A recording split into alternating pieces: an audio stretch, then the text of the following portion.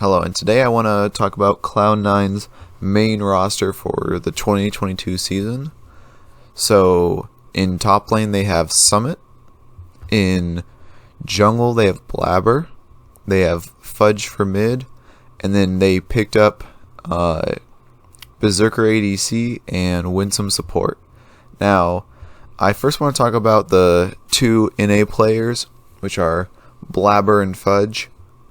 So, Blabber is just standard Blabber. He's gonna carry you games. He's gonna be very aggressive. Might lose you one to two games, but he's gonna win you a lot more games. He's just really strong NA talent. Might just be the greatest NA talent that we've actually ever had. Blabber's just really insane. He also is really good on a lot of picks. Like, he's got really good Olaf, which last week we did see his Olaf being played, which what I really like is how they actually implemented his Olaf into their team. So what they did was they drafted Soraka mid with it, which Soraka mid is an overpowered team comp pairing, because if Olaf buys Spear Visage second item and uses his W in the team fight, he gets 30% increased shielding power and 60% increased healing power. So now Soraka can just make him basically immortal, which is really, really insane.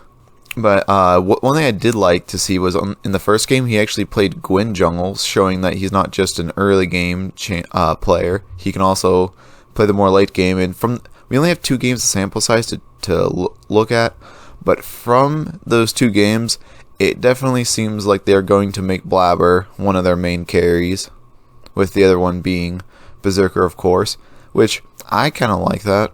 I definitely like the idea that Blabber's now finally going to be unleashed. And talking about that, I think we should now talk about Fudge, which the thing about Fudge is like number 5 in the mid laners at actually how good he is at the game. He's definitely not the top of the list. It's like 5 or 6.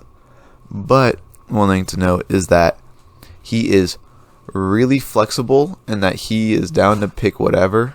So that's really huge for the team. So game 1 of week 1, he played Ivern mid into a Victor, and then game 2, he played Soraka mid, showing that he is down to basically just be a supportive player of the team. And these 2 champions were really good at just making Blabber able to unleash his full potential, because game 2, that Soraka did so much work at keeping Olaf alive and just making Olaf like this super juggernaut.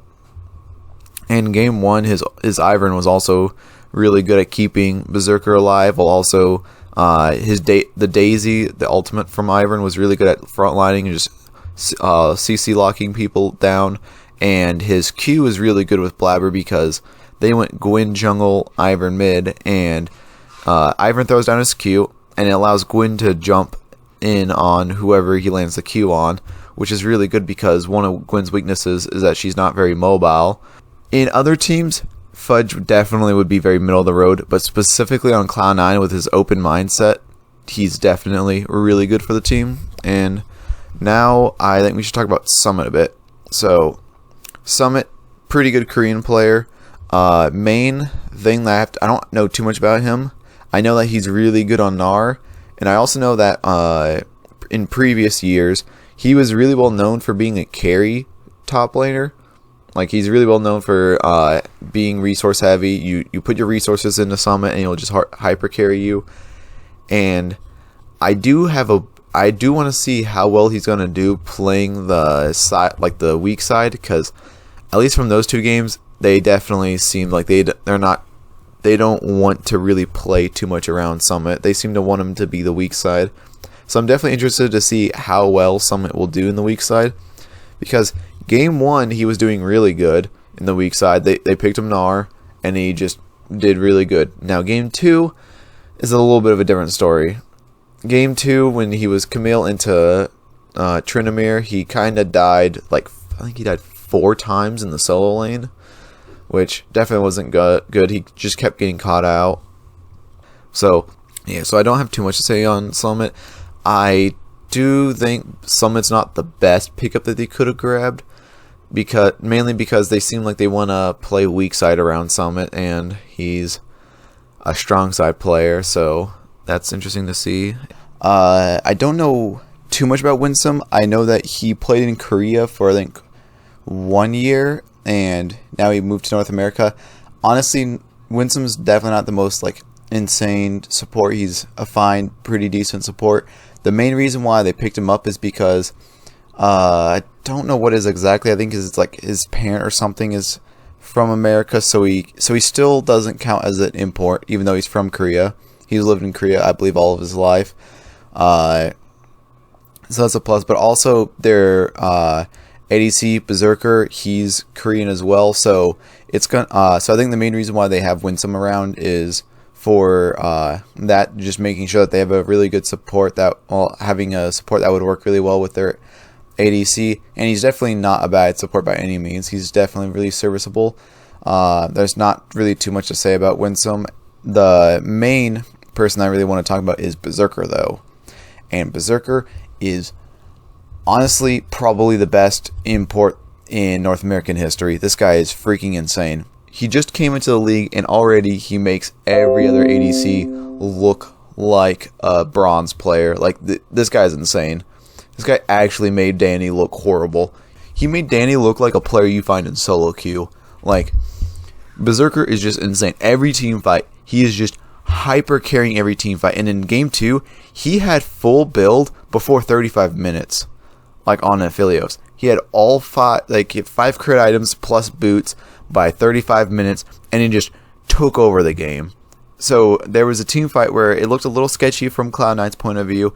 It looked like they could definitely lose it, but then Berserker just comes in and wreaks havoc. Like, this guy's too insane. So far he's only played Aphelios, but I suspect even when you ban his Aphelios, he's just going to pop off on something else. Like, this guy's mechanically by far the best ADC in North America, and in my opinion, probably the best player in North America, and just in general. This guy's on a mechanical level is too good at the game.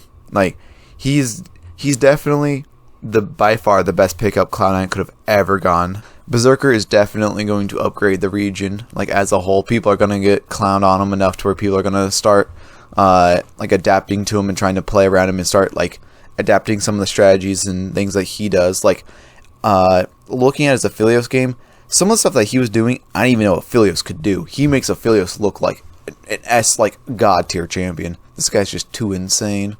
Alright, so rounding out the video, I think Cloud9 can definitely just win North America. They're definitely not the perfect team. There's definitely a few flaws in the team, but I think overall it's definitely a really good and solid team. I think they are probably favored to win North America.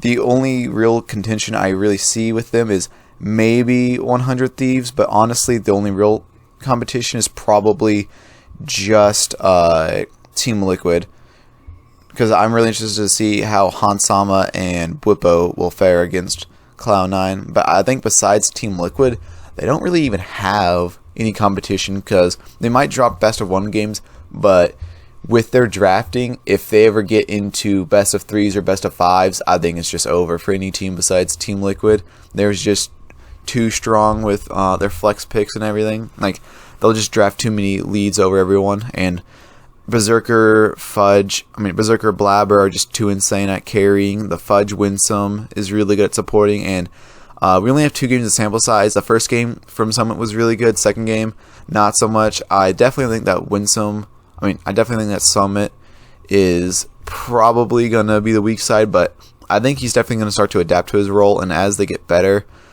Also, one last thing to note is we only have a sample size of 2 games, but the 3 Koreans on the team, including LS, have only been there they only had 3 days to practice with Fudge and Blabber, because they were in Korea until then, and they were still jet lagged even during that game. So with little to no prep time and being jet lagged, this was how Cloud9 performed, which I'm definitely really interested to see how they can do later on. And they're gonna start implementing more and more of these like really crazy strategies. Anyways, thank you for sticking to the end of the video. I hope you like it, and if you did, please consider subscribing.